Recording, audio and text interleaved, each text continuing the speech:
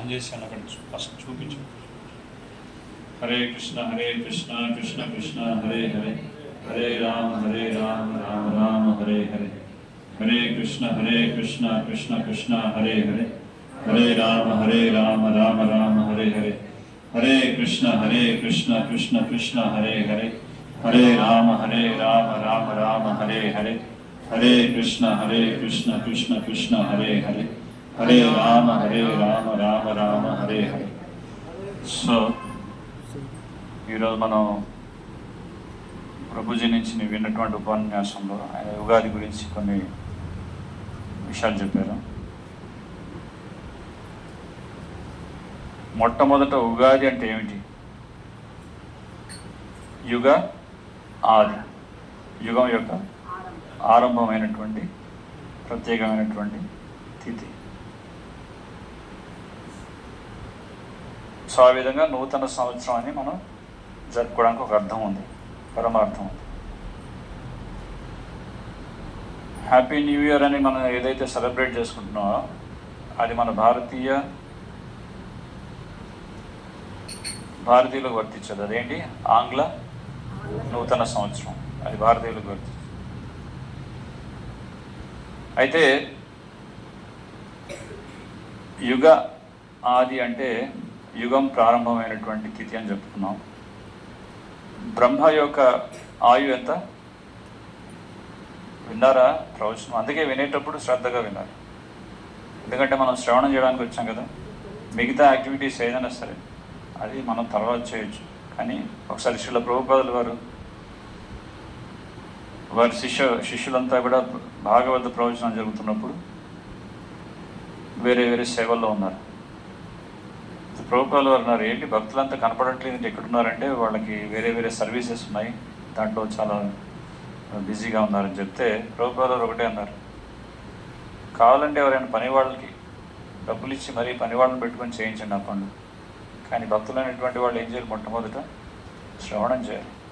So దానికి ప్రాధాన్యత ఇవ్వండి అని చెప్పి ప్రభుపాదులు వారు దాన్ని ఆ విషయాన్ని గట్టిగా చెప్పారు. సో ఇందాక ఈ ప్రవచనంలో మనం ఏమి విన్నాం? బ్రహ్మ యొక్క ఆయు ఎంత ఉంది? 100 సంవత్సరాలు. ఇప్పుడు ఆ 100 సంవత్సరాల్లో బ్రహ్మ యొక్క ఒక రోజు ఎన్ని యుగాలు అనేవి ఉంటాయి? ఒక రోజులో 1000 యుగాలు. వెరీ గుడ్, మీరు విన్నారు, చాలా ఫోకస్డ్గా విన్నారు. సో 1000 యుగాలు ఏదైతే సత్యత్రేత ద్వాపర కలి అనే యుగ చక్రాలు 1000 సార్లు ఏదైతే ఉంటుందో అప్పుడు అది బ్రహ్మ యొక్క ఒక రోజు. అలాగే రాత్రి కూడా అదే విధంగా ఉంటుంది. ఇప్పుడు ఏంటి? ప్రస్తుతం ఉన్నటువంటి ఆ బ్రహ్మ యొక్క రోజు దాటిపోయింది. ఇప్పుడు ఎక్కడ బ్రహ్మ యొక్క ఏది నడుస్తుంది? ఇప్పుడు మధ్యాహ్నం. ఏంటి? 8 కలియుగస్య ప్రథమ సంధ్యాయం. అదేనా? 8 అంటే మధ్యాహ్న వేళ. సో ఆ ఒక రోజులో అనేది అన్ని యుగాలు ఉన్నాయి. అలా మొత్తం యుగం అంతా అన్ని ఎప్పుడైతే మహాప్రళయం అనేది సంభవిస్తుందో అప్పుడంతా కూడా ఈ ప్రళయ జలాల్లో మొత్తం సమస్తం కొట్టుకుపోతుంది.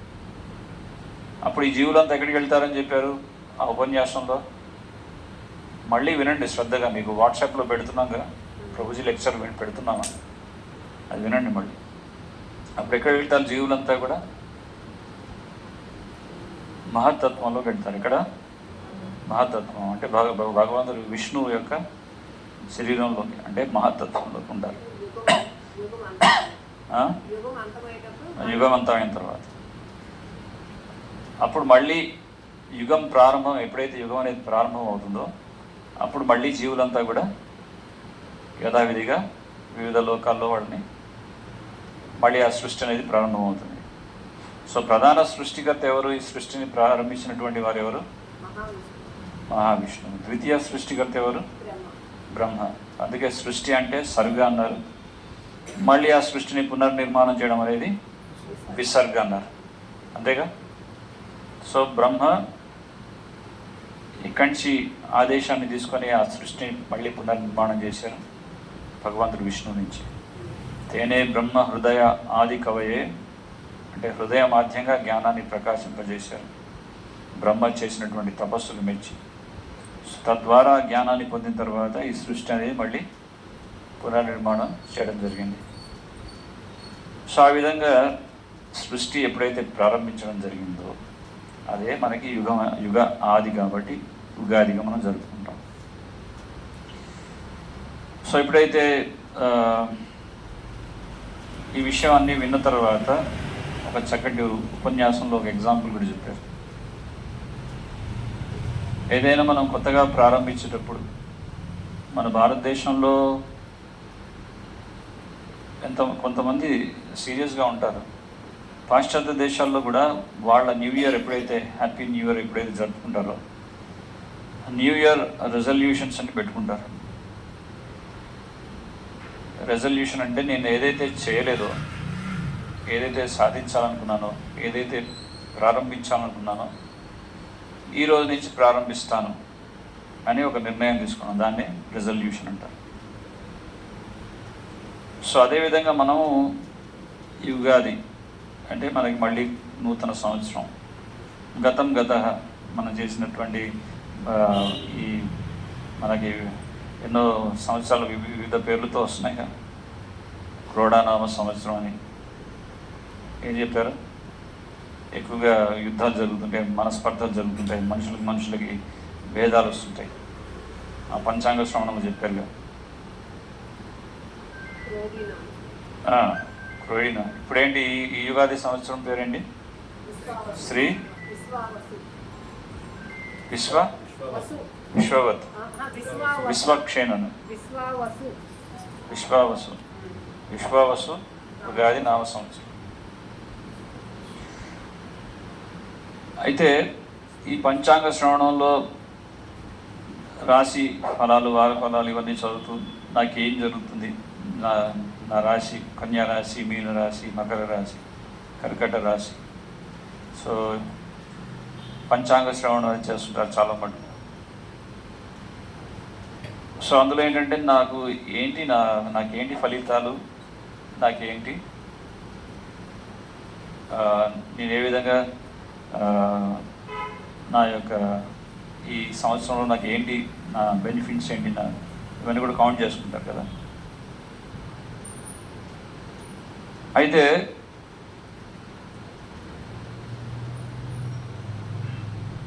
మనం భగవంతుడి గురించి నిరంతరం భగవంతుడి సేవలో ఉండటం వల్ల మన కర్మ అనేది ఏదైతే ఉందో అది కూడా తొలగి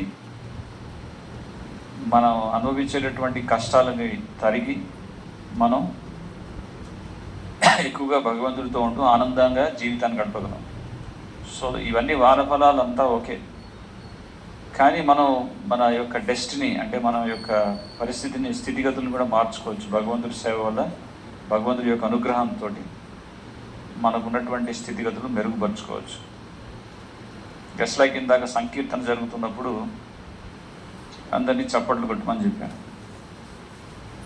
ఏముంది ఇందులో పెద్ద విశేషం ఏముందని చెప్పి మనం భావించవచ్చు, కానీ ఇందులో విశేషం ఉంది. ఎందుకంటే భగవంతుడి యొక్క నామస్మరణ ఎప్పుడైతే చేస్తూ మనం ఎప్పుడైతే తాళాలు వేస్తామో భగవంతుడి యొక్క నామాన్ని స్మరిస్తూ మన శరీరం మీద పేరుకుపోయినటువంటి పాప పక్షులు ఏవైతే ఉన్నాయో ఎన్నెన్నో జన్మల నుంచి అవన్నీ కూడా తొలగిపోతాయంట. సో కేవలం భగవంతుడి యొక్క నామస్మరణ చేస్తూ ఆ విధంగా సంకీర్తనలో తాళం వేయించినంత మాత్రాన మన చేతుల మీద ఉన్నటువంటి ఆ రాతలు కూడా భగవంతుని మారుస్తారట.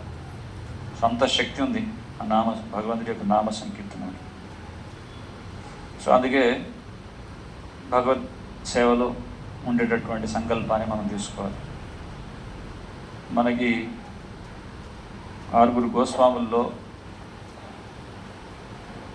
ఉన్నటువంటి రూప గోస్వామి నవవిధ భక్తి సూత్రాల్ని ఆయన మనకి బోధిస్తారు. అందులో శ్రవణము, కీర్తనము, స్మరణము, వందనము, పాద సేవనము, అర్చనము, దాస్యము, సాఖ్యము, ఆత్మ నివేదనం అని 9 అంగాలు ఉన్నాయి భక్తులు. అందులో ఏ ఒక్క అంగాన్ని అభ్యసించినా సరే మనం భక్తిలో ఉత్తీర్ణత సాధించవచ్చు. కానీ ప్రత్యేకంగా కలియుగంలో ఉన్నటువంటి కలియుగ జీవుల కోసం ఏమని సూచించారంటే శ్రవణం అనేది అత్యధికంగా చేయాలని చెప్పారు. ఏంటి శ్రవణం? శ్రవణం అంటే భాగవత శ్రవణం. అఫ్కోర్స్ ఈ యుగాది రోజు పంచాంగ శ్రవణం చేస్తారు, నాకేం ఫలితాలు వస్తాయని చెప్పేసి. కానీ నిజంగా మనకి ఫలితాన్ని ఇచ్చేటటువంటి, మనకి ఆధ్యాత్మిక ఉన్నతిని చేకూర్చేటటువంటి భాగవతాన్ని గురించి శ్రవణం చేయాలి, భగవద్గీత గురించి శ్రవణం చేయాలి. ఎందుకంటే మనకి శాశ్వతమైనటువంటి లాభాన్ని చేకూర్చేది ఇవి మాత్రమే. ఎందుకంటే మనం ఏవో కర్మబంధంలో ఇరుక్కున్నాం ఇక్కడ ఈ భౌతిక జగత్తులో. సో నేను కర్మబంధంలో ఇరుక్కున్నప్పుడు నేను చేసే ప్రతి కార్యానికి దానికి తగినటువంటి ప్రతిచర్యకు ఒక ప్రతిచర్య ఉంటుంది. Every action has a equal and opposite reaction. మరి ఎటువంటి కార్యాలు చేయాలి, ఎటువంటి కార్యాలు చేయకూడదు? నాకు వచ్చే కష్టాలను తగ్గించుకోవాలంటే వికర్మ కార్యాలు చేయకూడదు. వికర్మ అంటే ఏంటో తెలుసా? శాస్త్రానికి విరుద్ధంగా ప్రవర్తిస్తూ చేసేటటువంటి ప్రతి కార్యం కూడా వికర్మ కార్యంగా. సో అటువంటివి కాకుండా అకర్మ కార్యాలు అంటే ఆధ్యాత్మిక ఉన్నతి కోసం మాత్రం చేసే కార్యాలు.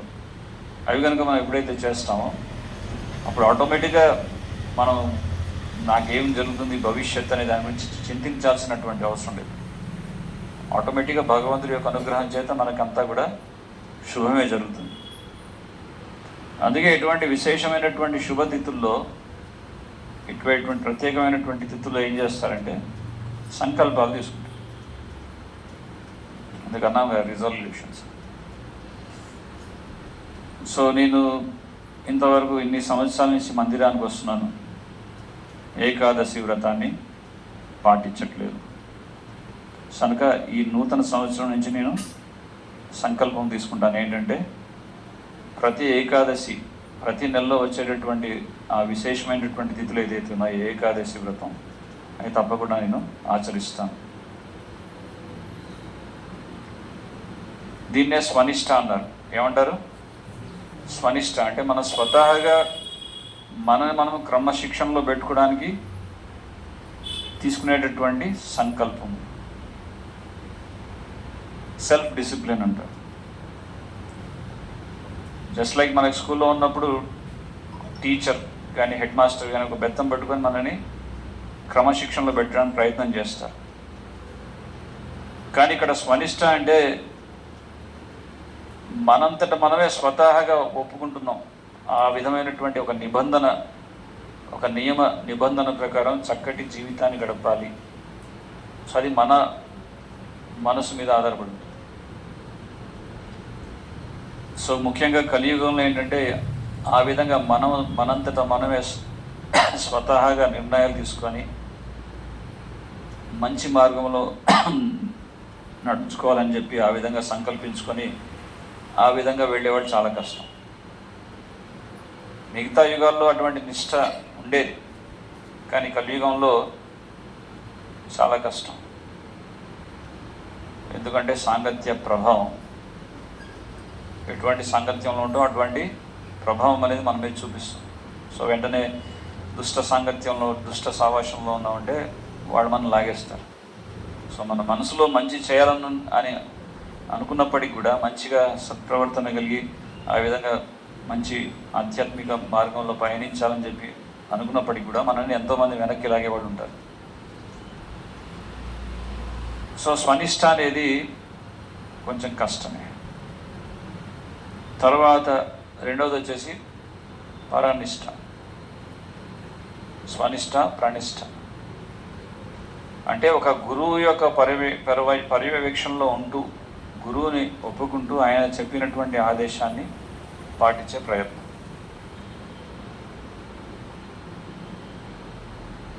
ఒకరి యొక్క ఆధీనంలో మనం స్వతహాగా మీ యొక్క ఆధీనంలో, మీ యొక్క పర్యవేక్షణలో ఉంటామని చెప్పి ఒప్పుకోవడం. మనం చేసే తప్పు కానీ ఒప్పు కానీ, మంచి కానీ చెడు కానీ, అది మంచా చెడ, అది తప్ప ఒప్ప అని చెప్పడానికి ఒకరు ఉండాలి. ఒకరు కాదు, ఎంతోమంది ఉంటే అది ఇంకా మంచిది మనకి. ఎందుకంటే ఎంతమంది ఉంటే అంత మనం క్రమశిక్షణలో ఉంటాం. కానీ ప్రత్యేకంగా ఒక గురువు మాత్రం ఖచ్చితంగా ఉండాలి. నాకెందుకు లేండి గురువు, నాకు అన్నీ తెలుసు అనుకుంటే అప్పుడు ఎవరు ఏం చేయలేరు. సాక్షాత్తు శ్రీకృష్ణ భగవానుడు బలరాముడు కూడా వారు ఎప్పుడైతే ఈ భూమి మీద అవతరించారో వారు కూడా సందీపని ముని యొక్క ఆశ్రమానికి వెళ్ళి అక్కడ గురుకుల పాఠశాలలో విద్యను అభ్యసించారు. సమస్త విద్యలన్నిటికీ కూడా మూలమైనటువంటి ఆ దేవదేవుడే, సమస్త జ్ఞానానికి మూలకారకుడైనటువంటి ఆ దేవదేవుడే ఆయన కూడా ఒక గురువుని ఎన్నుకున్నారు. ఏ కారణం చేత? మనందరికీ చూపించడానికి, మనందరికీ కూడా ఒక ఎగ్జాంపుల్ని సెట్ చేయడానికి. సో ఆ విధంగా పరనిష్ట అంటే ఒక గురువు యొక్క ఆధీనంలో ఉంటూ గురువు చెప్పినటువంటి విషయాన్ని మనం ఆలోకిస్తూ దాన్ని పాటించే ప్రయత్నం చేయడం. గురువు ఎప్పుడు కూడా శిష్యులు చెడిపోవాలి, వాళ్ళు నశించిపోవాలని కోరుకుంటాడు. ఆ గురువు కోరుకోడు. ఆయన మందలిచ్చినా మెచ్చుకున్నా మనని దండించినా మన మీద మనల్ని శాసించినా కానీ అది మన యొక్క ప్రయోజనం కోసమే చేస్తారు, అంతేగా. అటువంటి గురువు యొక్క పర్యవేక్షణ ఉండడం. సో స్వనిష్ట, పరనిష్ట, ఉపేక్షణ. ఉపేక్షణ అంటే మనం విన్నాం ఈ విషయాన్ని, దాన్ని దృఢ సంకల్పంతో ఆచరించేటటువంటి ప్రయత్నం చేయడం. దృఢ సంకల్పం అంటే ఎంత దృఢం అంటే ఇనుముతో పోలుస్తున్నారు. Iron determination. ఐరన్ అంటే ఏంటి? ఇనుము. సో అలాంటి పట్టుదలతో మనం సాధన చేయాలి. మళ్ళీ ఎక్కడ డైవర్షన్స్ ఉండకూడదు, ఎక్కడ డీవియేషన్స్ ఉండకూడదు. శృతి స్మృతి పురాణాది పాంచరాత్రిక విధిం విన ఐకాంతిక హరేర్భక్తిర్ ఉత్పాత ఇవ కల్పతే. శృతి స్మృతి పురాణాది. శృతి అంటే వేదం. మొదట వేదం ఏది? అది శాస్త్రరూపంగా లేదు. మొదట వేదం అనేటువంటి జ్ఞానాన్ని ఎలా ఇచ్చారు గురువు? ఒక శృతి రూపకంగా ఇచ్చారు, అంతేగా. ఆ జ్ఞానాన్ని అది ఒక శబ్ద బ్రహ్మముగా ఉండింది. మనకి భాగవతంలో వర్ణిస్తారు. ఈ శబ్ద బ్రహ్మం ఏదైతే ఉందో, ఈ శబ్ద తరంగాలు ఏవైతే ఉన్నాయో, ఈ వేదవాక్కులు ఏదైతే ఉన్నాయో, ఈ వేదిక జ్ఞానం ఏదైతే ఉందో అది మనకి మోక్షానికి కారకమవుతుంది అని. సో ఒక విధంగా చెప్పాలంటే శబ్దమే బంధనానికి కారణమవ్వచ్చు, శబ్దమే మోక్షానికి కారకమవ్వచ్చు. ఎటువంటి శబ్దం అనేది బంధనానికి కారకమవుతుంది, ఎటువంటి శబ్దం అనేది మోక్షానికి మార్గం అవుతుంది. సో దాంట్లో మనకి ఒక క్లారిటీ రావాలి. సో ఎటువంటి శబ్దం అనేది బంధనానికి కారణమవుతుంది ఆలోచించండి. మీరు అప్పుడప్పుడు కప్పల్ని చూసారు వర్షాకాలంలో? ఏం చేస్తుంటాయి అవి? పెక్ పెక్ పెక్ పెక్ పెక్ పెక్ పెక్ పెక్ పెక్ పెక్ సౌండ్ చేస్తుంటాయా? సో ఎక్కడో దూరంగా ఉన్నటువంటి సర్పాలకి ఎస్ఎంఎస్ చేస్తున్నాయి అవి, నేను ఇక్కడ ఉన్నాను రండి అని.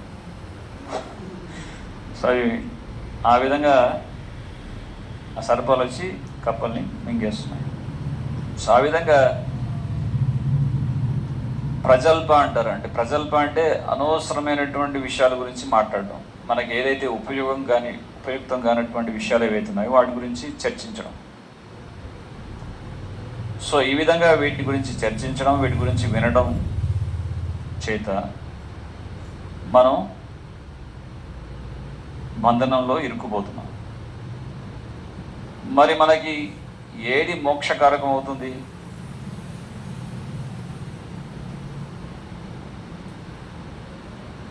అదే శృతి. ఏంటి? శృతి. శృతి స్మృతి పురాణాది. శృతి అంటే వేదము, వేదముల యొక్క సారమే శ్రీమద్ భాగవతం, అలాగే భగవద్గీత కూడా. సో ఎప్పుడైతే ఇటువంటి విషయాల గురించి మనం వినడం అనేది ప్రారంభిస్తామో అప్పుడు బంధనం నుంచి మనం విముక్తిని పొందవచ్చు. సో బంధనంలో ఇరుక్కోవాలంటే ఇటువంటి అనవసరమైనటువంటి శబ్దాలే కారకమవుతాయి. అలాగే బంధ విముక్తనం పొందాలంటే కూడా అటువంటి దివ్యమైనటువంటి శృతి మార్గంగానే అది సాధ్యపడుతుంది. అందుకే శబ్ద బ్రహ్మ అన్నారు. సో అందుకే శృతి, స్మృతి.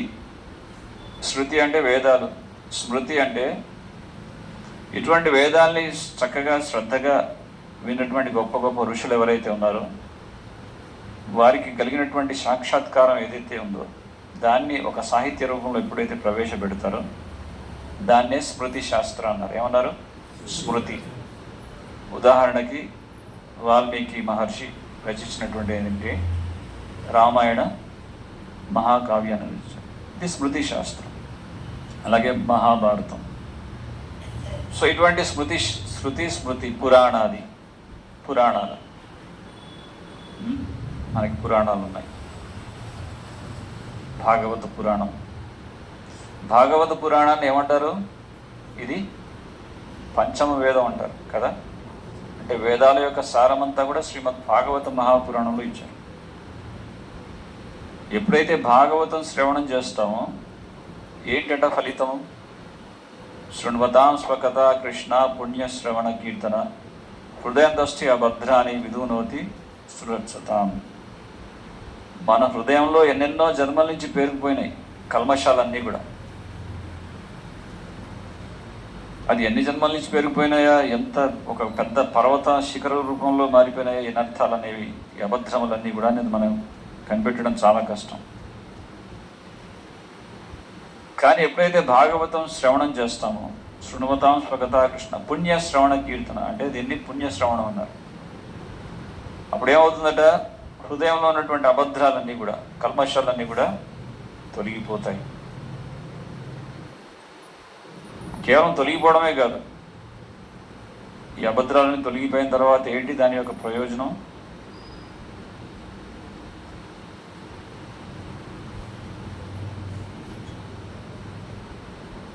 మన హృదయంలో భక్తి అనేది ఉదయిస్తుంది అని చెప్తున్నారు.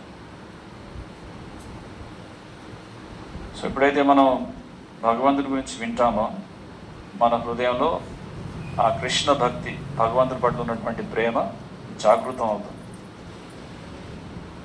అది ఇప్పుడు అవ్వట్లేదు అంటే దానికి కారణం ఏంటంటే మనం సరిగా వినట్లేదని మాత్రమే, అదొకటే కారణం.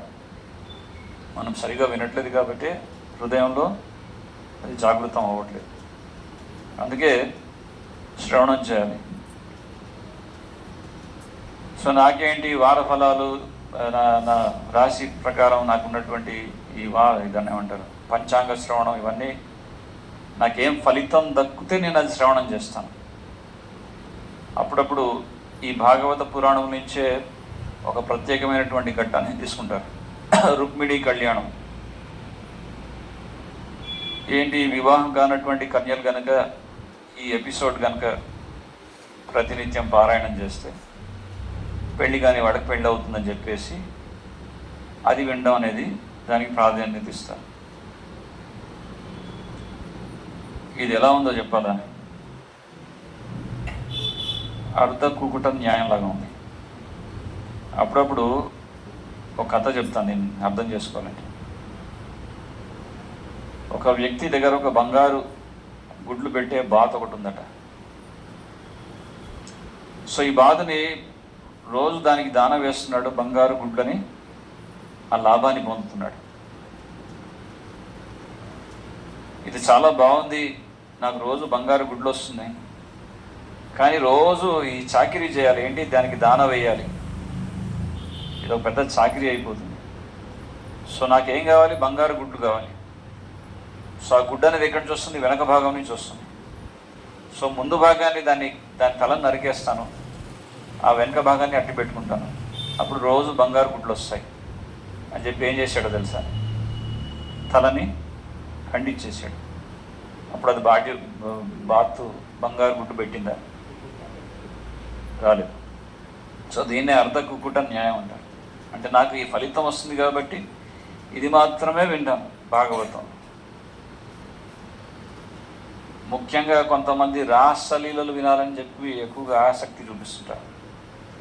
కృష్ణుడు ప్రత్యేకంగా తను గోపికలతో ఆ శరత్ పౌర్ణిమ రోజు చేసినటువంటి రాస నృత్యం గురించి వినాలనేటువంటి దాని మీద ఎక్కువగా సప్తాహాలు అనేవి నడిపిస్తుంటారు. మీకు తెలుసా, ఆ సప్తాహాలు అనేవి ఎక్కడైతే హరిద్వార్, ఋషికేశ్ లాంటి పుణ్యక్షేత్రాలు దాన్ని నిర్వహించినప్పుడు కోట్లు ఖర్చు పెడతారు. ఆ సప్తాహానికి వచ్చినటువంటి ఎవరైతే ఆ వక్త ఉంటాడో is a professional Bhagavatam reciter. Professional అంటే వాడు అదే ఒక వ్యాపకంగా పెట్టుకున్నటువంటి వాళ్ళు, నిజంగా భక్తితో చేసేది కదా, ధనార్జన కోసం చేసేటటువంటి వృత్తిగా ఎన్నుకున్నటువంటి వాళ్ళు. సో అటువంటి వాళ్ళకు ఒక పెద్ద పీఠం వేసి వాళ్ళకి లక్షలు కురిపించి ఆ పెద్ద పండాల్ ప్రోగ్రాంలో కూడా కొన్ని లక్షల కోట్లు ఖర్చు పెట్టి ఈ సప్తాహాలు నిర్వహిస్తుంటారు. అందులో వాళ్ళు ప్రత్యేకంగా ఈ రాస నృత్యం గురించి వర్ణిస్తారు. అప్పుడప్పుడు అక్కడ ఉన్నటువంటి ఆ వేల మంది సంఖ్యలో జనాలు ఎవరైతే వినడానికి వచ్చారో ఆ వేల మంది జనంలో వాళ్ళని ఏడిపిస్తారు, వాళ్ళని నవ్విస్తుంటారు, వాళ్ళని ఆహ్లాదపరుస్తుంటారు. అదొక ఎంటర్టైన్మెంట్ ప్రోగ్రాం లాగా చూసుకుంటారు. కానీ అవన్నీ విన్న తర్వాత మాత్రం వాళ్ళ జీవితంలో ఎటువంటి పరివర్తన మాత్రం రాదు. సో రాసలీల అలా డైరెక్ట్గా ఇవి మాత్రమే వింటాను. కురుక్షేత్ర లీల వినను. కురుక్షేత్ర లీల అంటే ఏంటో తెలుసా? భగవద్గీత. కురుక్షేత్రంలోనే కదా శ్రీకృష్ణ భగవానుడు గీతను బోధించింది. సో కురుక్షేత్ర లీలను వినను, రాసలీల వింటాను. ఎందుకంటే దాంట్లో నాకు ఎంటర్టైన్మెంట్ లభిస్తుంది, లేకపోతే నాకు ఫలితం లభిస్తుంది. నాకు ఆ ఫలితం లభిస్తుంది కాబట్టి శ్రవణం చేస్తాను. ఇల్లు కట్టుకున్నాం, సత్యనారాయణ వ్రత కథ పెట్టుకున్నాం. అక్కడ పంతులు గారు సత్యనారాయణ వ్రత కథ జరుపుతుంటే వీళ్ళు అక్కడ సెల్ ఫోన్తో మాట్లాడుతుంటారు. ఇంకెవరో వస్తే ఇన్విటేషన్, ఎవరైనా గెస్ట్ వస్తే వాళ్ళతో మాట్లాడుతుంటారు, ఇంకేదో చేస్తుంటారు. అయిందా స్వామి, పంతులు గారు కథ చెప్పేశారా, మంచి పని చేశారు, బాగా ఓకే వెరీ గుడ్, ఇంత దక్షిణ ఇచ్చి ఆయన సాగనంపుతారు. సో ఏదో విధంగా అట్లా కథ జరిగితే మంచిది, ఇది వింటే మంచిది అనేటువంటి భావనే కానీ నిజంగా ఆసక్తి పెట్టి వినాలి, దాంట్లో ఉన్నటువంటి దాన్ని శ్రద్ధతో శ్రవణం చేయాలనేటువంటి భావన మాత్రం లేదు. అందుకే ఎలా వినాలి అనేది కూడా భగవంతుడు భగవద్గీతలోనే బోధించడం జరిగింది. ఇక్కడ 7వ అధ్యాయం 1వ శ్లోకం అర్జునుడు చెప్తున్నారు. ఎవరు? శ్రీకృష్ణ భగవానుడు. మయ్యాసక్త మనఃపార్థ. మయ్యాసక్త అంటే ఏంటి? అర్జున, నా యందు ఆసక్తిని నిలుపుకొని, నా యందు ఆసక్తిని పెట్టి, మయ్యాసక్త మనఃపార్థ, ఆ విధంగా మనసుని నీ మీద కేంద్రీకరించు, మనసుని నా మీద కేంద్రీకరించింది. సో భగవంతుడి చేసేటటువంటి సేవలంతా కూడా ఆసక్తితో చేయదగినటువంటివి. అదేదో మొక్కుబడిగా, ఏదో మూఢంగా మొక్కుబడిగా, ఏదో గుంపులో గోవిందగా చేసేవి కాదు. అందరూ గోవింద అంటున్నారు కాబట్టి గుంపులో నేను కూడా గోవింద అంటానంటే అలాంటిది కాదు. అది ఎలా చేయాలి? ఆసక్తితో చేయాలి. ఆసక్తితో కూడుకున్నటువంటి మనస్సుతో దాన్ని ఆచరించాలండి. సో ఆ విధంగా అవి మనం ఆసక్తితో వినాలి, శ్రవణం చేయాలి. సో ఈ భాగవతంలో మనకి భగవంతుడు ఈ సృష్టి గురించి చెప్పినటువంటి శ్లోకం మొట్టమొదటి అధ్యాయంలో మొదటి శ్లోకంలోనే ఉంది. ఎందుకంటే ఈరోజు యుగాది, యుగం అనేది ప్రారంభమైనటువంటి అత్యంత శుభప్రదమైనటువంటి రోజు.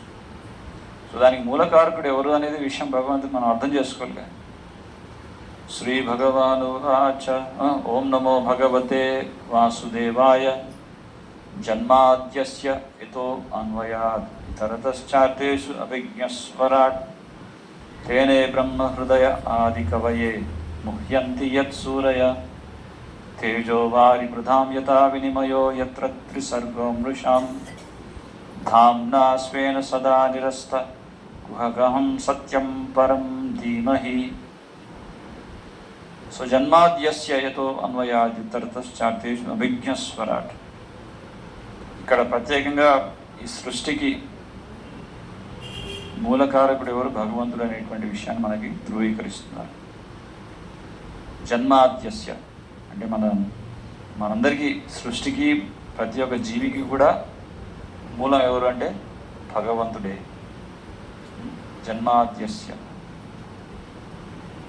జన్మాద్యస్యతో అన్వయాది ఇతరతశ్చార్తేషు అభిజ్ఞస్వరాట్. స్వరాట్ అంటే భగవంతుడు సర్వస్వతంత్రుడు. మనం ఈ భౌతిక జగత్తులోకి వచ్చాము, ఈ భౌతిక జగత్తులు అనేటువంటి ఊబిలో ఇరుక్కున్నాం. కానీ భగవంతుడు ఎప్పుడు కూడా ఎటువంటి బంధనాల్లో ఆయన ఇరుక్కోడు.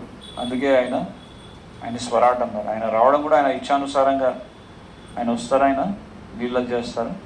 ఆ లీలల్ని సమాప్తం చేసుకొని ఆయన మళ్ళీ తరంగా యొక్క స్వధామానికి వెళ్ళిపోతారు. అంతేకాని ఎవరు ఆయన బలంతో పెడితే ఆయన ఏదో కర్మబంధంలో ఇరుకొని భగవంతుడు మనలాగా రాడు.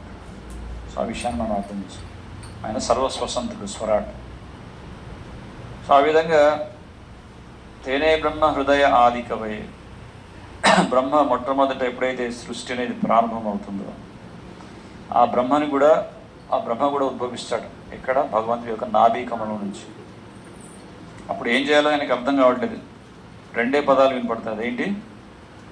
తపహ. ఏంటి? తపహ. తపస్సు చేయమని ఆయనకి ఆదేశం వస్తుంది.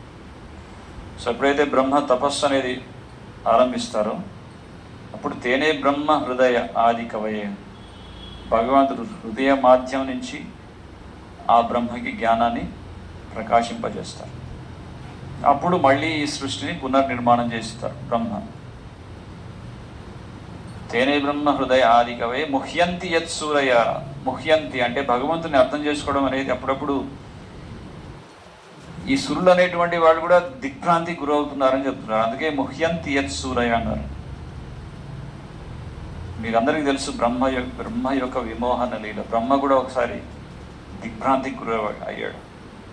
అదేంటి? శ్రీకృష్ణ భగవానుడు దేవదేవుడు ఏంటి? ఆ గోకులంలో తన యొక్క గ్వాలబాల మిత్రులతో గోచరణ భూమిలో సంచరిస్తూ వాళ్ళు యొక్క సద్దిమూర్తుల నుంచి పెరుగన్నం తీసుకొని తింటున్నాడేంటి? ఆయన భగవంతుడు ఎలా అవుతాడు అనేటువంటి ఆ అపోహ ఈయనలో కూడా కలిగింది, అనుమానం. ఎవరికి? బ్రహ్మ కూడా. అందుకే ముహ్యంతి యత్ సూరయ అన్నారు. అంటే దేవతలు కూడా అప్పుడప్పుడు దిగ్భ్రాంతికి గురవుతారు. కానీ బ్రహ్మకి మళ్ళీ జ్ఞానాన్ని, ఆ పాఠాన్ని చెప్పారు ఎవరు? శ్రీకృష్ణుడు. సో ఈ విధంగా ముహ్యంతి యత్ సూరయ తేజో వారి మృదాం యథా వినిమయో యత్ర త్రిసర్గం మృషాం. అప్పుడప్పుడు తేజోవారి అగ్నిలో నీరు కనపడినట్లు, నీటిలో నేల కనపడినట్లు. మీరు చూసారు, ఎడారిలో కొంచెం దూరంగా ఏమిటి ఎండమాలు కనపడతాయి. అప్పుడప్పుడు అగ్ని రగులుతున్నప్పుడు ఇట్లా ఆవిరిలాగా వస్తుంది, నీరు ఉన్నట్టు అనిపిస్తుంది. అప్పుడప్పుడు జలాశయాల్లో వెళ్తే అక్కడ నేల ఉన్నట్టు అనిపిస్తుంది, కానీ అది ఎంతో ఊబిలాగా లోపల కూరుకుపోతున్నాం అలా. సో చాలా ప్రమాదకరంగా ఉంది. సో ఏ విధంగా అయితే మన ఈ దిగ్భ్రాంతికి గురవుతామో, ముహ్యంతి యత్ సూరయ అంటే దేవతలు సైతం ఈ విధంగా ఇప్పుడు దిగ్భ్రాంతికి గురవుతారు. తేజోవారి యథా వినిమయో యత్ర త్రిసర్గో మృషాం ధామ్నా స్వేన సదా నిరస్త కుహకం సత్యం పరం ధీమహి. సో ఆ విధంగా ఆ పరమ సత్యమైనటువంటి ఆ దేవదేవుని ధామ్న ఆయన ధ్యానిస్తూ నేను ఈ భాగవతాన్ని రచించడం అనేది ప్రారంభిస్తానని చెప్పి ఆ విధంగా వ్యాసదేవుడు వారు అక్కడి నుంచి ప్రారంభించారు. ఏంటి? భాగవతం అనేది రచించడం. సో ఇక్కడ ఏం జరుగుతుంది? భగవంతుని ధ్యానిస్తూ, అంటే భగవంతుని మీద మనసుని పెట్టి, ఇందాక చెప్పుకున్నాక అర్జునుడు ఎలా వినాలని చెప్పారు? మయ్యాసక్త, ఆసక్తితో వినాలి. అలాగే ఆ భాగవతాన్ని ఎలా రాశారు వేదవ్యాసుల వారు? భగవంతుని ధ్యానిస్తూ, భగవంతుడి మీద పరిపూర్ణమైనటువంటి శ్రద్ధ విశ్వాసంతో ఆ పరమసత్యమే సర్వకారణాలకు కారణభూతులైనటువంటి విషయాన్ని పూర్తిగా గ్రహించి తద్వారా ఆయన్ని ధ్యానిస్తూ ఆ విధంగా ఈ భాగవత మహాపురాణాన్ని రచించడం జరిగింది. అటువంటి భాగవత శ్రవణం చేయాలి. ఏది? ఈ యుగాది రోజు. సో ఇందాక చెప్పుకున్నాం, అంటే మీకు ఏదైతే సంకల్పాలు తీసుకోవాలనుకుంటారో, కొంతమంది my new year resolution I want to stop bad habits, చెడు అలవాట్లను వదులుకోవాలనుకుంటున్నాను. నేను విన్నాను, అంటే పాశ్చాత్య దేశస్తులు వాళ్ళు ఏంటంటే కొత్త సంవత్సరం వచ్చినప్పుడు కొన్ని రిజల్యూషన్స్ పెట్టుకుంటారు. నేను ప్రత్యక్షంగా విన్నాను. సో వాళ్ళు తీసుకుంటారు, వోవ్స్ తీసుకుంటారు. ఈ మిగతా సంవత్సరాలను ఏదైతే పొరపాటు చేసినా తెలుసో తెలియక, కానీ ఇప్పుడు ఇది నూతన సంవత్సరం కాబట్టి కొన్ని నియమాలు నేను పాటించాలనుకుంటున్నాను. సో అలాగే మన దగ్గర ఇంత గొప్ప సాంప్రదాయం, మనకి ఇంత సనాతన ధర్మాన్ని, అంత అమూల్యమైనటువంటి జ్ఞానం ఉంది మన భారతీయులకి. మన అంతా సనాతన ధర్మాన్ని ఆచరించేవాడు. ఇందాక కూడా మనం ప్రవచనంలో విన్నాక ప్రభుజీ చెప్పారు, మనమంతా కూడా సనాతనులమైన కాదా? అది ఎక్కడ చెప్తున్నారు? భగవద్గీతలో భగవంతుడు చెప్తున్నారు. ఏం చెప్తున్నారు? మమైవాంశో జీవలోకే జీవభూత సనాతన. మమైవాంశో అంటే నా యొక్క అంశములే జీవులంతా కూడా. ఈ ప్రత్యేకమైనటువంటి ప్రతి జీవి కూడా మమైవాంశం, నా యొక్క అంశాలే అని చెప్తున్నారు. ఎవరు? శ్రీకృష్ణ భగవానుడు. ఇక్కడ భగవద్గీత మమైవాంశో జీవభూత, మమైవాంశో జీవలోకే జీవభూత సనాతన. కానీ వీరు సనాతనులు అటువంటి ఆ స్థితిలో ఉన్నప్పటికీ కూడా ఈ భౌతికమైనటువంటి దేహాన్ని దాల్చి మనశ్శష్టాని ఇంద్రియాన్ని కర్షతి, అంటే వాళ్ళ యొక్క మనస్సుతో వాళ్ళ ఇంద్రియాలతో విపరీతమైనటువంటి సంఘర్షణలో కూరుకుపోయారు. ఇక్కడ ఈ భౌతిక జగత్తులో మనశ్శష్టాని ఇంద్రియాన్ని ప్రకృతిస్థాని కర్షతి అంటే సంఘర్షిస్తున్నారు. ఇక్కడ ఉన్నటువంటి జగత్తులో ఇరుక్కుపోయి ఈ ఇంద్రియాలతో, ఈ మనస్సుతో బాగా సంఘర్షణ పడుతున్నారు. ఎప్పుడైతే ఈ యొక్క విషయాన్ని మనం భగవద్గీత నుంచి గ్రహిస్తామో, ఏంటి నేను భగవంతుడి యొక్క అంశని అనేటువంటి విషయాన్ని గ్రహిస్తామో, అప్పుడు మనం చేసేటటువంటి ఈ మనస్సు బుద్ధితో సంఘర్షించాల్సినటువంటి పని లేదు. అప్పుడు ఏం చేస్తామంటే మన యొక్క మనస్సుని, మన బుద్ధిని భగవంతుడి సేవలో వాడుకుంటాం. అది వాడుకోవట్లేదు అంటే దాని అర్థం ఏంటంటే మనం ఇంకా ఆ విషయాన్ని గ్రహించలేదనే అర్థం వస్తుంది. ఏంటి? నేను భగవంతుడి యొక్క అంశానుభూతుని, జీవేర హోయ్ స్వరూప్ నిత్యర కృష్ణదాస్, నేను జీవిని, భగవంతుడి యొక్క అంశాన్ని, కనుక భగవంతుడి యొక్క నిత్య దాసుణ్ణి అనేటువంటి విషయాన్ని మనం గ్రహించట్లేదు. కాబట్టి ఇంకా మన మనస్సుతో, మన ఇంద్రియాలతో పోరాడుతూనే ఉన్నాం, సంఘర్షిస్తూనే ఉన్నాం. సో అందుకే ఈ నూతన సంవత్సరంలో ఇటువంటి ఈ మనస్సు ఇంద్రియములతో కూడుకున్నటువంటి సంఘర్షణ అనేది నిలిపివేసుకొని మన మనస్సుని, మన యొక్క బుద్ధిని భగవంతుడి సేవలో వాడుకునేటటువంటి ప్రయత్నం మనం చేయాలని మనం సంకల్పించుకోవాలి. సో ఇప్పటిదాకా నేను మాట్లాడాను. ఇప్పుడు ఎవరైనా ఈ కొత్త సంవత్సరం నుంచి మీరేమైనా రెజల్యూషన్స్ తీసుకోవాలనుకుంటున్నారా? భగవంతుడి ఎదుట, భక్తుల యొక్క సమక్షంలో ఎవరైనా ఏదైనా రెజల్యూషన్, ఏదైనా సంకల్పం, నేను ఈ యుగాది, మళ్ళీ ఏంటి యుగాది పేరేంటి? విశ్వవాసు నామ సంవత్సరం. సో ఈ సంవత్సరం నుంచి ఏదైనా చేయాలనుకున్నా, ఎవరైనా తీసుకోవాలనుకుంటే వాళ్ళు చేయొద్దండి. ఇది వీడియోలో రికార్డు కూడా చేస్తాం. ఎందుకంటే ఎవిడెన్స్ కావాలి. మీరు ఏదైతే ప్రమాణం తీసుకున్నారో, సంకల్పించుకున్నారో దానికి సాక్ష్యం. సో ఇందులోనే ఇందాక చాలా చెప్పుకున్నాం. భగవంతుడి గురించి శ్రవణం చేయడం, భాగవత శ్రవణం చేయడం, ఏకాదశి వ్రతాన్ని ఆచరించడం, స్వనిష్ట, పరనిష్ట, ఉపేక్షణ, వీటి గురించి చర్చించాం.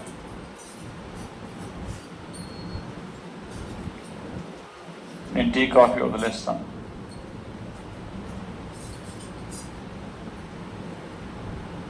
ఏదైనా ఒకటి రోజు ఇప్పటి నుంచి జపం చేయడం ప్రారంభిస్తాను. ఎవరైతే జపం చేయట్లేదు, రోజు ప్రతి ఆదివారం జరిగే సత్సంగ కార్యక్రమాలకి ఖచ్చితంగా హాజరవుతాను. ఎందుకంటే అప్పుడప్పుడు మాకు కష్టం అవుతుంది తెలుసా. అప్పుడప్పుడు 10 మంది వస్తారు, లేకపోతే 100 మంది వచ్చేస్తారు ఒకటేసారి. ప్రసాదం ఎంత చేయాలో అర్థం కావట్లేదు. అందుకే మనకి రెగ్యులర్ మెంబర్స్ కావాలి. అతివృష్టి అనావృష్టిలాగా అయిపోతుంది. అలా కాకుండా రెగ్యులర్గా ఎంతమంది వస్తారంటే మాకు కూడా ప్రసాదం చేయడానికి ఈజీ అయిపోతుంది కదా. అదే కాదు కారణం, ఒక డిసిప్లిన్, లైఫ్లో ఒక డిసిప్లిన్ ఏంటంటే 5 పూటలు వాళ్ళు ఎక్కడున్నా సరే, ట్రైన్లో ఉన్నా సరే, ఎక్కడున్నా సరే అక్కడ గుడ్డపరుచుకొని నమాజ్ చేస్తారు. ఆదివారం రాగానే క్రమం తప్పకుండా వాడికి అర్థం కాకపోయినా ఒక బైబిల్ మాత్రం పెట్టుకొని చర్చిలోకి వెళ్తారు. మరి ఎందుకు మనలో ఆ ఒక విషయం అనేది లోపించింది నాకు అర్థం అవ్వట్లేదు. ఇదే కారణం. ఇది నాకేంటి లాభం? సో ఇందులో ఎన్నో లాభాలు ఉన్నాయి. నాకు చెప్పినవన్నీ లాభాలు. శృతి ఫలం, భగవంతుని గురించి వింటే కూడా ఎంతో లాభం అని చెప్తున్నాం. హృదయాల్లో అబద్ధాన్ని తొలగిపోతాయి. సో ఇది మన సంకల్పం. ఇప్పుడు ఎవరైనా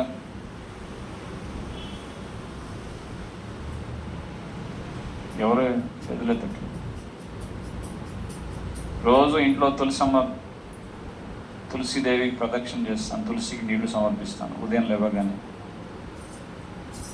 లేకపోతే రోజు నేను ఎక్కడికి వెళ్ళినా, బయటకు వెళ్తే తిలకధారణ చేసి వెళ్తాను. అంటే చిన్నవైనా సార్. లేకపోతే రోజు భగవంతుడికి నైవేద్యం పెడతాను. అది చక్కెర, బెల్లమో, ఏదైనా పండు, తులసి పత్రమో రోజు భగవంతుడి పాదాలకు సమర్పిస్తాను. ఇవన్నీ పెద్ద పెద్ద మీకు టాస్క్ ఇవ్వట్లేదు కదా, చిన్నవి.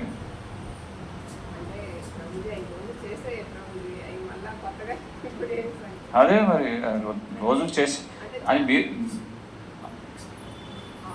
రోజు మీరు చేస్తున్నా అంటున్నారు. అందరూ చేయట్లేదు, అందరూ చేయాలని ఏం లేదు కదా. సో అలా ముందుకు రండి. ఈరోజు మాత్రం మిమ్మల్ని వదిలిపెట్టాను. ఒక సంకల్పం తీసుకున్న తర్వాత ఓకే, ఎవరు స్టార్ట్ చేస్తారు ఫస్ట్?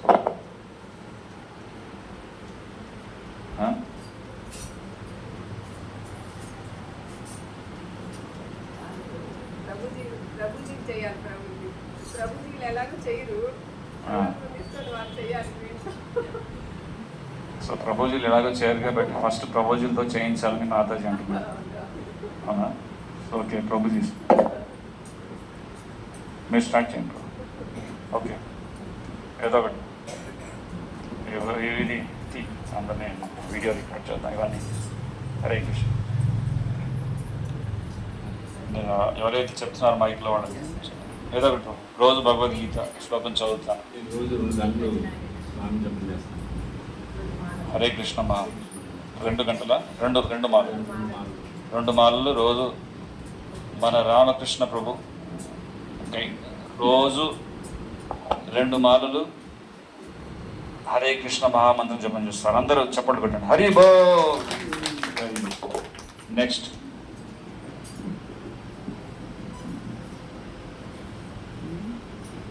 నేను ఇప్పుడు 8 మాలలు చేస్తున్నాను. ఇంకా 2 మాలలు కలిపి 10 మాలలుగా చేస్తాను ప్రతిరోజు. హరి బోల్. మీ పేరేంటో? వెంకటేశ్వర్లు ప్రభు. హరి బోల్. ఇంకా 2 మాలలు ఇంకా యాడ్ చేస్తున్నారు. సో 16 దాకా రావాలట. ప్రతి ఆదివారం క్రమం తప్పకుండా రావాలనేది నా సంకల్పం. Very good, very good, very good. Hari బోల్. నెక్స్ట్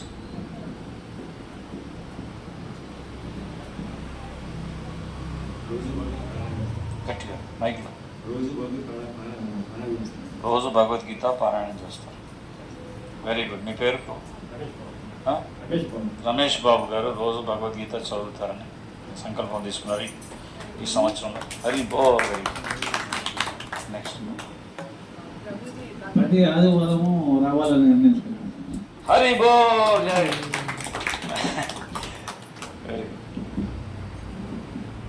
హరే కృష్ణ. నేను రోజు 4 మాలలు జపం చేస్తాను. Very good. రామచంద్ర రామ్మోహన్ రావు ప్రభు. మీ ప్రభు మీ పేరు? సుబ్రహ్మణ్యం వెంకటేశ్వర్. ఓకే. శ్రీనివాసరావు సార్. ఆ? శ్రీనివాసరావు. శ్రీనివాసరావు. మాల చేస్తాను, జపం చేస్తాను. జపం చేస్తారు ఈ సంకల్పంగా. అన్ని మాలలు చేస్తారు. 4 మాలలు చేస్తాను. హరి బోల్. జై. మీ పేరు కూడా చెప్పు. నా పేరు వెంకట రాఘవ. నేను ప్రీవియస్లో క్రికెట్ నడుపుకున్నప్పుడు నేను మాలలు వేసేవాడిని. ఆ తర్వాత నుంచి నేను ఆఫీస్ బిజీ వల్ల నాకు నా డిపార్ట్మెంట్ ఫినాన్షియల్ డిపార్ట్మెంట్ కాబట్టి నాకు కుదిరేది కాదు. ఓకే. ఇప్పుడు కూడా కుదరదు నాకు, ఎందుకంటే ఇప్పుడు నైట్ షిఫ్ట్ అనమాట. డే టైంలో కంప్లీట్గా నాకు వేరే కొన్నాను. నాకు నేను గుర్తు చేసినందుకు నిజంగా ఒక రిమైండ్ లాగే ఉంది. నేను మళ్ళీ జపం చేయడం స్టార్ట్ చేస్తాను. హరి బోల్. ఓకే.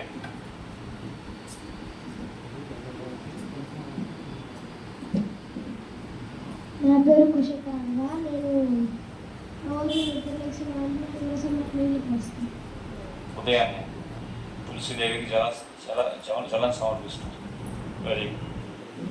ఇప్పుడు ప్రభుజీ అందరూ చెప్పారు ఈ నూతన సంవత్సరంలో మాతాజీ సైన్ సంకల్పం ఉంది సార్. మైక్ అడ్డు కొంచెం మైక్ అడ్డు దాకా రాకపోతే కొంచెం మీరే ముందుకు రండి. అందరిని చక్కగా రికార్డ్ చేయండి. ఓకే మాతాజీ, ప్రతి ఆదివారం మీరు వస్తారు. చాలా సంతోషం. హరి బోల్. మాతాజీ మీ పేరు కూడా చెప్పండి. హరే కృష్ణ. మాతాజీ మీ పేరు? ధనలక్ష్మి మాతాజీ. హరే కృష్ణ. హరే కృష్ణ. రోజు మాలలు చేస్తుంటాను. అందరు తగ్గకుండా భగవంతుడు కోరుకుంటున్నా రోజు అలాగే చేయాలి. హరి బోల్. జై. మాతాజీ మీ పేరు? విజయలక్ష్మి గారు. రోజు 16 మాలలు ఆల్రెడీ చేస్తారు. దాన్ని మాత్రం తగ్గించుకోకుండా అదే కంటిన్యూ చేస్తారు. అదే స్టడీనెస్ అంటారు. దాన్ని ఐకాంతిక భక్తి అంటారు. Without any distractions. Very good. విష్ 16 మాత్రం తగ్గకుండా అదే మెయింటైన్ చేస్తారు. Very good. హరే కృష్ణ. నా పేరు ప్రణయ. నేను ప్రతి ఆదివారం ఇక్కడికి వచ్చి మీరు చెప్పే శ్లోకాలను నేర్చుకుంటాము. Very good. ప్రణయ. హరి బోల్. ప్రతి పిల్లలు ఇదే విధంగా ఆలోచించారనుకోండి, వాళ్ళ భవిష్యత్తు బంగారంగా ఉంటుంది. Very good. సిస్టర్ ఉన్నారు కదా, ప్రణయ సిస్టర్. నెక్స్ట్. మీరు ఎక్కడ ఉంటారు మాతాజీ? చెన్నైలో ఉంటారు. ఓకే. తెలుసా సంథింగ్ అదే అక్కడ గుడి చాలా తక్కువ ఉంటుంది. అంటే ప్రామిస్ చేయకూడదు. ఏదో ఒకటి రోజు భగవద్గీత చదువుతాను.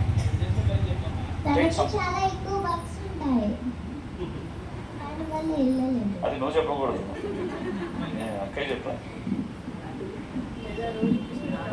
Okay okay. Tell something. నీకు ప్రామిస్ నేను ట్రై చేస్తాను. నేను ప్రామిస్ అయితే చేయాలనుకుంటున్నాను. Okay, you try your best. ఏం ట్రై చేయబోతాను? ఏం ట్రై చేయాలనుకుంటున్నాను? టైం దొరికినప్పుడు టెంపుల్కి వెళ్తే మీరు చెప్పకండి. ప్రభుజీ నాతో చెప్తూ ఉంటుంది. ఆవిడ స్వతహాగా she should come out from her side. Time దొరికినా I go to temple and spend time. Okay, whenever you get time, you make sure that you go to a temple. Even if I don't go to a temple, I make sure that I spend time to pray God. You pray God wherever you are there. Yeah. You try to do your prayers regularly. Very good. మీ పేరు? Pranavi. Hari Bol. So ekkadunna sare she makes sure that she will do prayers to the Lord. Okay. Very good.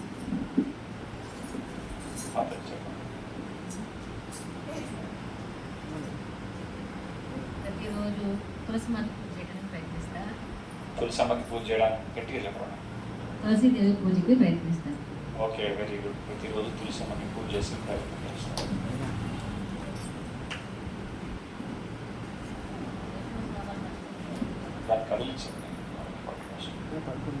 ప్రతి ఆదివారం ఇక్కడికి వచ్చి మీరు చెప్పే శ్లోకాన్ని నేర్చుకుంటాను.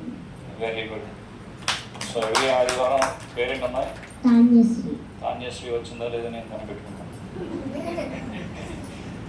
Next గట్టిగా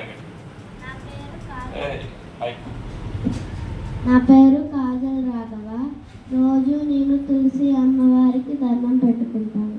వెరీ గుడ్, వెరీ గుడ్. రోజు తులసిమ్మకి నమస్కారం చేసుకుంటాం. సో తులసికి పూజ చేయాలంటే కూడా కొన్ని స్తోత్రాలు ఉంటాయి. తులసి ప్రణామం అవి కూడా నేర్చుకోవాలి. ఓకే, నేర్పిస్తాను. అమ్మా మీరు కొంచెం ముందుకు రండి, అది మైక్ రాదు.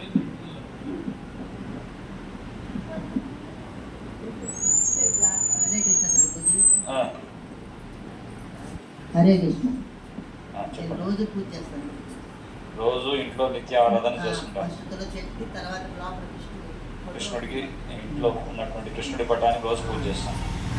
సో మన వెంకట మాతాజీ పేరు సీతారామమ్మ మాతాజీ రోజు ఇంట్లో భగవంతుడి యొక్క అర్చన ఆవిడ చేస్తారు. హరి బోల్. నెక్స్ట్ హరే కృష్ణ ప్రభుజీ. నేను రోజుకి కనీసం ఒక శ్లోకమైనా భగవద్గీత శ్లోకం చదువుతాను ప్రభుజీ. Very good Mataji. రోజు భగవద్గీత నుంచి ఒక శ్లోకం క్రమం తగ్గకుండా ఖచ్చితంగా చదువుతాం. సో రాత్రి నిద్రపోయే మన టైం లేదు, మనం ఉదయం అంతా బిజీగా ఉన్నాం, మధ్యాహ్నం ఏదో ఫంక్షన్కి వెళ్ళాము, రాత్రి ఎప్పుడో వచ్చాము. కనీసం రాత్రి పడుకునే ముందు ఓపెన్ చేసి చదవడం పెద్ద కష్టం కదా. మనం ఏదైతే సంకల్పం తీసుకున్నామో దాన్ని మనం సీరియస్గా ట్రై చేస్తూ భగవంతుడు కూడా సహకరిస్తారు. ప్రభుజీ భగవద్గీత ఇంట్లో మనం చదివితే శ్లోకం భగవద్గీతను చదివితే 7 తరాల వాళ్ళు ఉద్ధరింపబడతారంట ప్రభుజీ. 7 తరాలు మన 7 తరాల వాళ్ళు ఉద్ధరింపబడతారంట. అంత ఇది అఫ్కోర్స్ భగవద్గీత అనేది మనం ఉద్ధరించుకోవడానికి మిగతా మన యొక్క కుటుంబాల్లో ఉన్నటువంటి వాళ్ళు ఉద్ధరింపబడతారు. ముఖ్యంగా భగవత్ ప్రేమ పొందడానికి అనేది దాన్ని మనం ముఖ్య ఉద్దేశంగా పెట్టుకోవాలి. ఓకే, ముఖ్యంగా ఏంటి, మనం భగవద్గీత చదివి భగవంతుడి సేవలో ఉంటాం. యాక్చువల్లీ భగవద్గీత అర్థం చేసుకుంటే దాని యొక్క నిజంగా భగవంతుని వాస్తవంగా భగవద్గీత చదివిన తర్వాత దాని యొక్క అల్టిమేట్ కంక్లూషన్ ఏంటో తెలుసా? భగవద్గీత బాగా మనం అర్థం చేసుకున్నాక భగవంతుని సేవించడం అనేది మనం ప్రారంభిస్తాం. అది that's end result of understanding Bhagavad Gita. ఇంకెవరు మిగిలిపోయారు? మాతాజీ అక్కడ మీరు అమ్మో అంత సీక్రెట్గా నాకు కనపడలేదు అసలు. అటు వెళ్ళండి, మళ్ళీ మైక్ తీసి.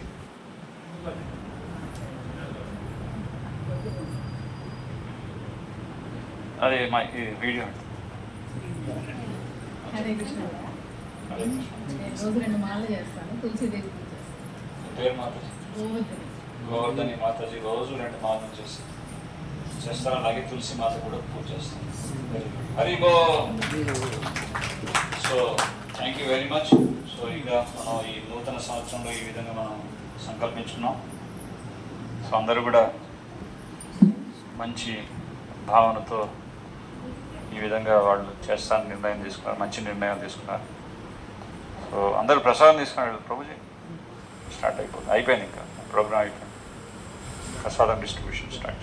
హరే కృష్ణ అందరూ చెప్పండి. హరే కృష్ణ హరే కృష్ణ కృష్ణ కృష్ణ హరే హరే హరే రామ హరే రామ రామ రామ హరే హరే. జయ శ్రీ శ్రీ గౌనితాయ జగన్నాథ్ బలదేవ్ సుభద్రా మహారాణి की